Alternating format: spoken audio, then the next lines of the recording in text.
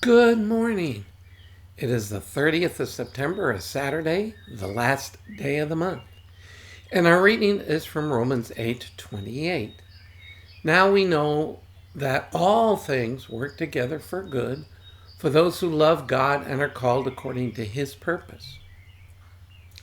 Now, this verse is used to comfort. And I point out, probably not something you want to dump on somebody in the middle of their pain because the reaction is going to be like, oh, swell. I think as we look back on the other side, we can see how God uses this. And I think there's two truths in here. The secondary truth may be that we can see how God has blessed us through whatever trials we've gone through, and he does do so.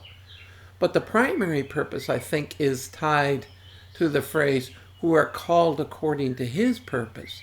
Because I think the primary understanding should be how God uses our trials and his activity in our life to bring himself glory and to point people towards him and to show how he is the blessing and the comfort in the middle of trials. And I think too often we focus these things on ourselves as opposed to focusing them on God. And when God is glorified and when he uses what goes on in our lives to his glory and his purpose, we're blessed. There's no question about it.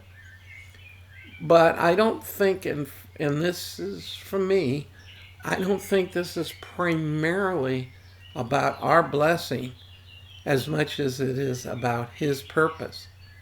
But in any case, we are greatly blessed. It is a comfort to know that, unlike the lost, whatever we get through as believers does have purpose.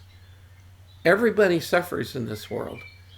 But for the lost, the only benefit that can ever come from suffering is if it turns them to God and to Christ. Otherwise, it's just wasted.